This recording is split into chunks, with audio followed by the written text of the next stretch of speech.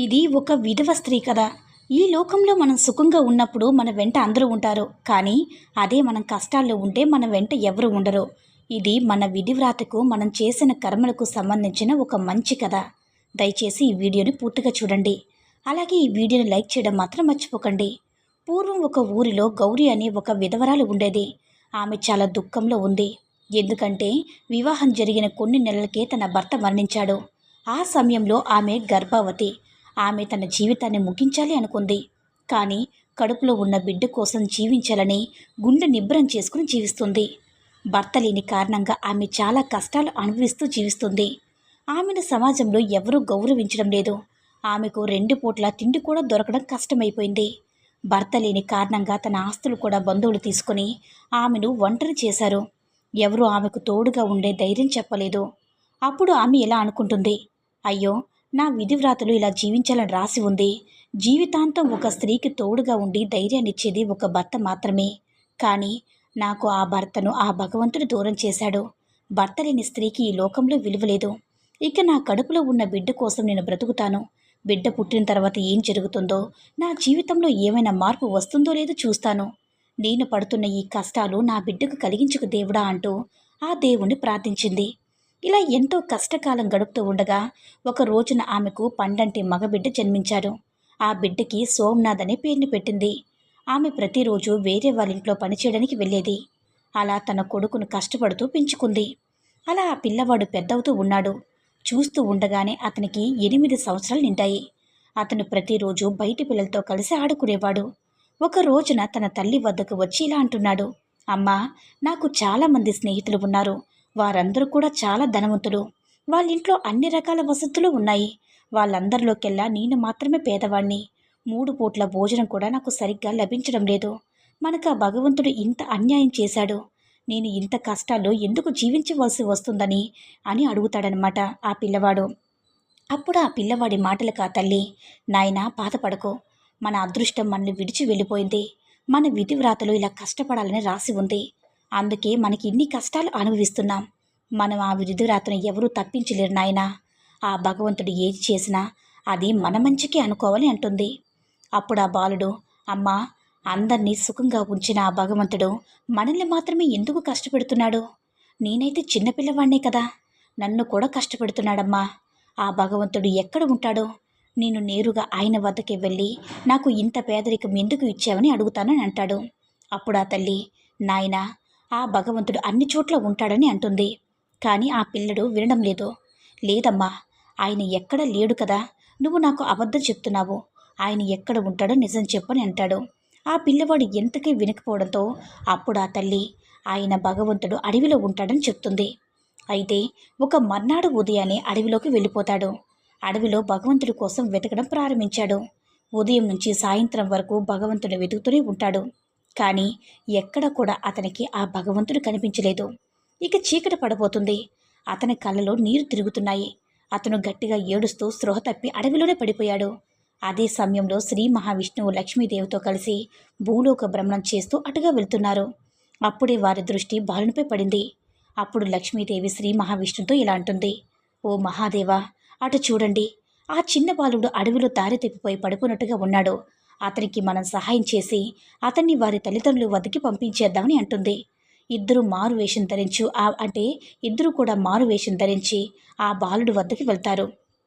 అప్పుడు లక్ష్మీదేవి బాలుడితో ఇలా అంటుంది, నాయనా, నువ్వు ఎవరు? నీ పేరేమిటి? ఇంత దట్టమైన అడవిలోకి ఎందుకు వచ్చావు? నీ వెంట ఎవరూ లేరా అంటూ అడుగుతుంది. అప్పుడు ఆ బాలుడు, నా పేరు సోమనాథ్, నేను భగవంతుని కలవడానికి వెళ్తున్నానని అంటాడు. అప్పుడు ఆ లక్ష్మీదేవి, ఎందుకు భగవంతుని కలవాలి అనుకుంటున్నావని అంటూ అడుగుతుంది. అప్పుడు ఆ బాలుడు, నేను చాలా పేదవాణ్ణి. నాకు 2 పూటల కడుపు నిండా ఆహారం కూడా లభించలేదు. ఇంత కఠినమైన దరిద్రం నాకు ఎందుకు ఇచ్చాడో ఆయన అడగడానికి వెళ్తున్నానని అంటాడు. అప్పుడు శ్రీ మహావిష్ణువు, నాయనా, నీ విధివ్రాతలోనే అలా రాసి ఉంది. ఇక దాన్ని నువ్వు అనుభవించవలసి ఉంది. ఇక నువ్వు జాగ్రత్తగా మీ ఇంటికి వెళ్ళిపో అంటాడు. అప్పుడు ఆ బాలుడు, లేదు లేదు, నేను తప్పకుండా భగవంతుని కలిసే వెళ్తాను. అప్పటి వరకు నేను ఇంటికి వెళ్ళనని అంటాడు. అతని మాటలు విన్న లక్ష్మీదేవి ఆ బాలునిపై దయ కలిగింది. ఆమె శ్రీ మహావిష్ణువుతో, దేవా, ఆ పిల్లవాడిని చూస్తే నాకు జాలి కలుగుతుంది. అతనికి ఏమైనా ఇవ్వండని అంటుంది.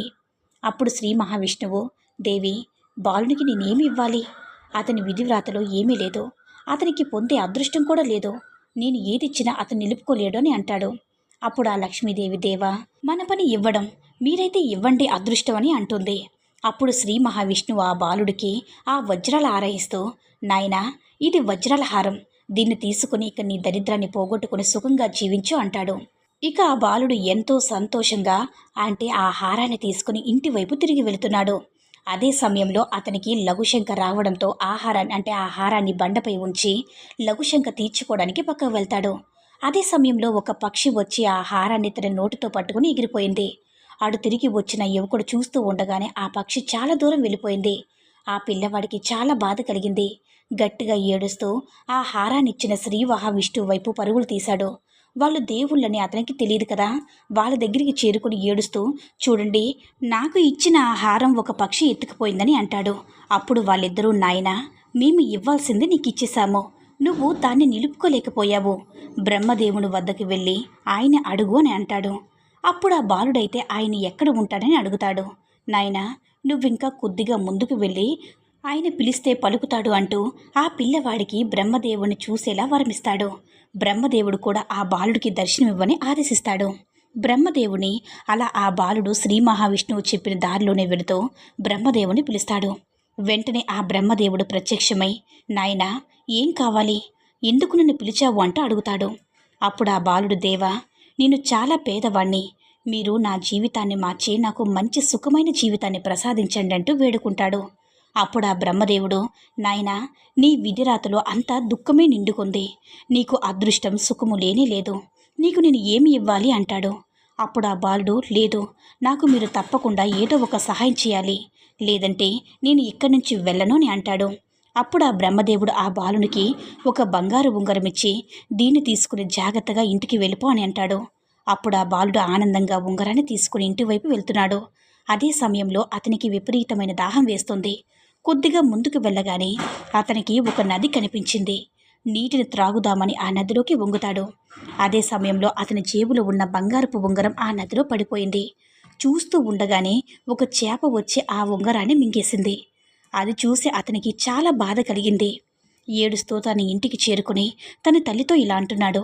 అమ్మా, నేను దేవుణ్ణి అడుగుదామని అడవిలోకి వెళితే ఎవరో ఇద్దరు వచ్చి నాకు వజ్రాల హారాన్నిచ్చారు. దానిని తీసుకుని వస్తుండగా పక్షి ఎత్తుకుపోయింది. ఆ తర్వాత నేను బ్రహ్మదేవుడికి వద్దకు వెళితే ఆయన బంగారపు ఉంగరాన్నిచ్చాడు. అది కూడా నదిలో పడిపోయింది. దానికి ఒక చేప మింగేసింది. అమ్మ, నా అదృష్టం కొద్దిసేపట్లో మారిపోయేది, కానీ నా అజాగ్రత్త వల్ల అంతా దూరం అయిపోయిందని అంటాడు. అప్పుడు ఆ తల్లి, నాయనా, నువ్వు ఏమైనా కలగన్నావా? ఇదేదో ఊహించుకొని అంతా పిచ్చి పిచ్చిగా మాట్లాడుతున్నావేంటి? నీకు దేవుడు కనిపించి వరం ఇవ్వడమేమిటి? అలా ఏమీ జరగదు, నువ్వు వెళ్ళి ఆడుకొని అంటుంది. అయితే తన తల్లి చెప్పింది నమ్మకపోవడంతో అతనికి ఆశ్చర్యం కలిగింది. తనకు బ్రహ్మదేవుడు కనిపించింది తన తల్లికి ఎలా అయినా సరే నిరూపించుకోవాలని అనుకున్నాడు. మరుసటి రోజు ఉదయాన్నే నేను బ్రహ్మదేవుని కలుసుకున్న చోటుకి వెళ్ళి ఆయన్ని పిలుస్తాను, వెంటనే ఆ బ్రహ్మదేవుడు ప్రత్యక్షమవుతాడు. దేవా, మీరు నాకిచ్చిన బంగారపు ఉంగరం నదిలో పడిపోయింది, దానిని ఒక చేప మింగేసింది. ఇక మీరే ఏదైనా సరే ఇచ్చి నా జీవితాన్ని మార్చండి. ఈసారి నేను చాలా జాగ్రత్తగా ఇంటికి తీసుకుని వెళ్తానే అంటాడు. అప్పుడు ఆ బ్రహ్మదేవుడు, ఇక నీకు సహాయం చేయడం నా వల్ల కాదు, నేను నీకు ఒక చోటుకు తీసుకువెళ్తాను, ఇక ఆయన నీకు తప్పకుండా సహాయం చేస్తాడంటూ ఆ బాలుని నేరుగా ఆ మహాశివుడి దగ్గరికి తీసుకువెళ్తాడు. అప్పుడు ఆ మహాశివుడితో ఇలా అంటాడు. దేవా, ఈ బాలుడు విధివ్రాతలో సుఖం లేదు, కానీ నువ్వు ఏదైనా ఇతనికి సహాయం చేయండి, నేను సహాయం చేసినా అది ఫలించడం లేదని అంటాడు. అప్పుడు మహాశివుడు అతనికి ఒక వజ్రాల మూటనిచ్చి, నాయనా, నువ్వు దీన్ని తీసుకుని ఆనందంగా జీవించు అంటాడు. ఆ వజ్రాల మూటను తీసుకుని ఆనందంగా బ్రహ్మదేవుని సహాయంతో ఊరికి చేరుకున్నాడు. ఆ వజ్రాల మూటను చూసి అమ్మ చూసి చాలా ఆనందిస్తుంది. అలా ఆనందిస్తుందని మనసులో అనుకుంటూ ఇంటికి చేరుకుంటాడు. కానీ ఆ సమయంలో ఇంట్లో అమ్మ లేదు, పని చేయడానికి బయటికి వెళ్ళింది. అతను ఆ మూటను ఒక చెంబులో ఉంచి అమ్మను తీసుకురావడానికి బయటికి వెళ్తాడు. అదే సమయంలో వారి ఇంట్లో దొంగలు పడి ఆ వజ్రాల మూటను చెంబును ఎత్తుకు వెళ్ళిపోతారు. ఇక తల్లికి అన్నీ చెప్పి ఇంటికి తీసుకువచ్చి చూడగా అక్కడ వజ్రాల మూట లేదు. అమ్మా, నిజంగానే నాకు వజ్రాలు లభించాయి, కానీ దాన్ని ఎవరో ఎత్తుకుపోయారని అంటాడు. అప్పుడు ఆ తల్లి, నువ్వు ఏదో ఒక కథ చెప్తూ ఉంటావు, ఏదో ఊహించుకుంటూ ఉంటావు, అదృష్టమే బాగాలేదు, మన జీవితంలో దుఃఖమే రాసి పెట్టిందని అంటుంది. అతనికి నిరాశ కలిగింది. మరుసటి రోజు మళ్ళీ ఆ బ్రహ్మదేవుడి వద్దకు చేరుకుని, దేవా, నేను ఆ వజ్రాల మూటని ఇంట్లో పెట్టి నేను మా అమ్మ కోసం బయటికి వెళ్ళాను. వచ్చి చూసేసరికి వజ్రాలు కనిపించలేవు. మరి అవి ఏమైపోయాయో నాకు అర్థం కావడం లేదని అంటాడు. అప్పుడు బ్రహ్మదేవుడు, నాయనా, నీ అదృష్టం మార్చడం మా వల్ల కాదు. నేను, మహావిష్ణువు, మహాదేవుడు ముగ్గురం కూడా ఏమీ చేయలేకపోయాము. మేము సహాయం చేసినా అది నీకు లభించడం లేదు. అసలు నీకు అదృష్టమే లేదని అంటాడు. అప్పుడు ఆ బాలుడు, దేవా, మరి నేను ఏం చేయాలి? ఏం చేస్తే నా జీవితం మారుతుందని అంటూ అడుగుతాడు. అప్పుడు ఆ బ్రహ్మదేవుడు, నాయనా, నువ్వు రేపటి నుంచి మీ ఊర్లో ఉన్న మహాశివుడు మందిరానికి వెళ్ళు. ఎందుకంటే ప్రతిరోజు ఆ మహాశివుడు మందిరానికి అదృష్ట దేవత వస్తూ ఉంటుంది. అక్కడే నీ దుఃఖం, నీ దరిద్రం తొలగిపోతాయని అంటాడు. అప్పుడు ఆ బాలుడు, దేవా, నేను అక్కడికి వెళ్ళి ఏం చేయాలి? నువ్వు చేయాల్సిందేమీ లేదు. నువ్వు వెళ్ళి అక్కడ మహాశివుని ప్రార్థించు, ఆయనకు సేవలు చెయ్యు, ప్రతిరోజు కూడా ఆయన్ని దర్శించుకొని అంటాడు. ఆ బాలుడు ఈసారి నిరాశతో తిరిగి తన ఇంటికి చేరుకున్నాడు. నీకు మర్నాడు ఉదయాన్నే బ్రహ్మదేవుడు చెప్పినట్టుగా శ్రీ మహావిష్ణువు మందిరానికి చేరుకుని ఆయన దర్శించుకుని అక్కడే కూర్చుండిపోయాడు. ఇక సాయంత్రానికి ఇంటికి తిరిగి వచ్చేశాడు. మళ్ళీ మరుసటి రోజు మందిరానికి వెళ్ళి ఆయన్ను దర్శించుకుని తిరిగి సాయంత్రం ఇంటికి వచ్చేశాడు. ఇలా రోజులు గడిచిపోతున్నాయి. ఆ బాలను చూసి మహాశివుడికి జాలి కలిగింది.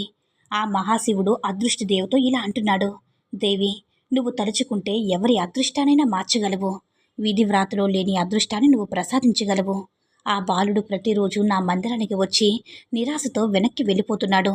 నువ్వు అతనికి కొంచెం అదృష్టం ప్రసాదించి అతని జీవితాన్ని మార్చుని అంటాడు. అప్పుడు ఆ అదృష్టదేవి, మహాదేవ, బ్రహ్మదేవుడు అతనికి విధివ్రాతలో అదృష్టం, సుఖం రాయని లేదు. అతనికి రాతలో కేవలం దుఃఖం మాత్రమే నిండుకుంది. అతనికి నేను ఏమి ఇవ్వగలను అంటుంది. అప్పుడు మహాశివుడు, దేవి, నువ్వైతే అదృష్ట దేవతవి, దరిద్రులను కూడా ధనవంతుడిగా మార్చగలిగేటటువంటి దేవతవి, నువ్వు ప్రసాదించగలవు. దేవి, నా మందిరానికి వచ్చి బాధతో తిరిగి వెళితే నాకు చాలా బాధగా ఉంది. ఆ పిల్లవాడు తన అదృష్టాన్ని మార్చుకోవడానికి ఎంతో పరితపిస్తున్నాడు. తన తల్లిని సుఖంగా ఉంచాలి అనుకుంటున్నాడు. నువ్వు అతనిపై దయ చూపించని అంటాడు. ఆ మహాశివుడి ఆదేశంతో ఆ అదృష్టదేవి మర్నాడు మందిరానికి వెళ్ళింది. అక్కడ ఆ బాలును చూసి అతని పక్కన ఒక బంగారు నాణ్యం ఉంచింది. ఆ బంగారు నాణ్యం చూస్తే అతనికి చాలా ఆనందం కలిగింది. దాన్ని తీసుకువెళ్ళి జాగ్రత్తగా తన తల్లికి ఇస్తూ జరిగిందంతా చెప్తాడు. దేవుడు మనపై దయ తలిచాడంటూ ఆ తల్లి బంగారు నాణ్యంతో ఒక చిన్న వ్యాపారం చేయాలనుకుంది. మరుసటి రోజు ఆ నాణాన్ని ధనంగా మార్చి చేపల వ్యాపారం మొదలుపెట్టారు. ఒకసారి చేపను కోస్తున్నప్పుడు ఆ చేప కడుపులో నుంచి ఒక బంగారు ఉంగరం బయటపడింది. అది చూసిన బాలుడు, అమ్మా, నేను చెప్పాను కదా, ఈ బంగారు ఉంగరం బ్రహ్మదేవుడు ఇచ్చింది. ఆ రోజు ఈ చేప మింగేసింది. ఆ రోజు అదే మన వద్దకు తిరిగి వచ్చిందని అంటాడు. ఇక ఆ తల్లి బాలుణ్ణి పూర్తిగా నమ్మింది. ఆ తల్లి చాలా సంతోషించింది. ఒకరోజు ఆ తల్లి తన కుమారుడితో, నాయనా, ఈరోజు మనం బ్రాహ్మణులకి భోజనం పెడదాం. వంట చేయడానికి పక్కనే అడవిలోకి వెళ్ళి ఎండిపోయిన కట్టెలు తీసుకురా అంటుంది. ఆ బాలుడు కట్టెల కోసం అడవికి వెళ్తాడు. ఒక చెట్టుపైకి కట్టెల కోసం ఎక్కుతాడు. అక్కడ అతనికి ఎండిపోయిన ఒక పక్షి గూడిలో తన వజ్రాల హారం కనబడుతుంది. మొదటగా ఆహారం మహావిష్ణువు ఇచ్చింది. పక్షి ఎత్తుకుని వచ్చి ఇక్కడ పెట్టిందని దాన్ని చూసిన అతనికి చాలా ఆనందం కలిగింది. దాన్ని తీసుకుని ఇంటికి బయలుదేరగా అతనికి దాహం వేసింది. అటు ఇటు చూడగా అతనికి ఒక చెంబు కనిపించింది. దానిలో నీళ్లు ముంచి తాగుదామని దాన్ని చేతుల్లో తీసుకోగా అందులో వజ్రాల మూట కనిపించింది. అతని ఆనందం మరింతగా పెరిగిపోయింది. పోయిన వజ్రాలు కూడా దొరికాయి. ఆ వజ్రాల హారము, వజ్రాలు 2 తీసుకుని ఇంటికి చేరుకున్నాడు. వాటిని తల్లికి ఇచ్చి, అమ్మా, నువ్వు నమ్మలేదు కదా, ఇదిగో, నేను ముందుగా నీకు చెప్పిన వజ్రాల హారం, వజ్రాలు నాకన్నీ దొరికాయని అంటాడు. ఆనందంతో తన కుమార్ని గుండెలు హత్తుకుని, నాయనా, నువ్వు చాలా అదృష్టవంతుడివి, నీకు దేవతల దర్శనం కలిగింది. వారే మన దరిద్రాన్ని పోగొట్టి మనకు ఇంతటి అదృష్టాన్ని ప్రసాదించారని అంటుంది. ఇక అప్పట్నుంచి వాళ్ళ జీవితమే మారిపోయింది. చాలా సంతోషంగా తమ జీవితాన్ని జీవిస్తున్నారు. చూశారు కదండి, అదృష్ట దేవత దృష్టి మనపై ఉంటే ఎన్ని సంవత్సరాల నుంచి ఉన్న దరిద్రం కూడా మనకి అదృష్టంగా మారుతుంది. ఆమె అనుగ్రహం మనపై లేకపోతే ఎందరి దేవుళ్ళు ఎంత ధనం మనకి ప్రసాదించినా, ఎన్ని సహాయాలు చేసినా అది మనకి లభించదు. అలాగే ఆ మహాశివుని కృప కూడా మనపై ఉంది అంటే ఏ కష్టాలు కూడా మనల్ని ఏమీ చేయలేవు. అర్థమైంది కదా ఈ కథ? ఈ వీడియో నచ్చినట్లయితే లైక్ చేసి షేర్ చేయండి. మరిన్ని వీడియోస్ కోసం మన ఛానల్ని సబ్స్క్రైబ్ చేసుకుని మాకు కొంచెం సపోర్ట్ చేయండి. ధన్యవాదములు.